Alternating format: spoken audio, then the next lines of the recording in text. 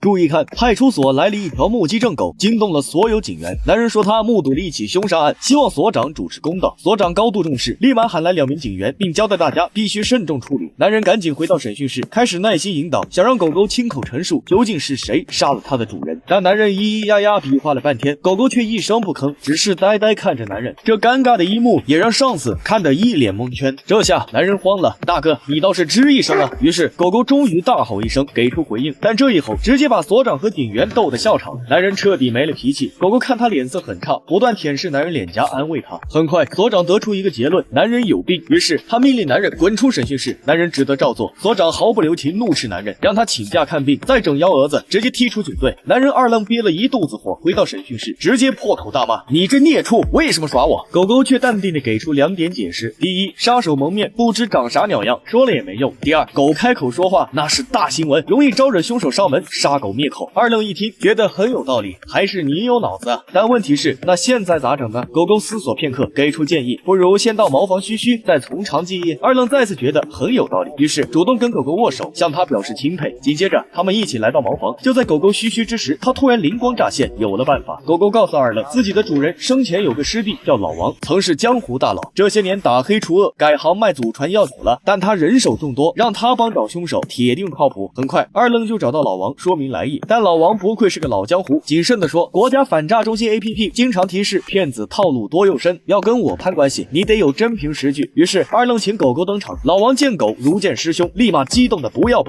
老王当场就含泪表示是要为师兄报仇，王家药酒厂108位师傅随便二愣调遣。这下二愣和狗狗终于松了口气。但就在他们准备离开时，狗狗貌似发现了什么，原来不远处的车内伸出的一只手臂吸引了他的注意。狗狗清晰的记得，案发当晚蒙面凶手的手臂曾被他狠狠咬过，而眼前这只手臂同样的伤口位置刚好打了绷带，所以狗狗认为他很有可能是凶手。于是他直接抢过二愣手中钥匙，迅速驾车追去。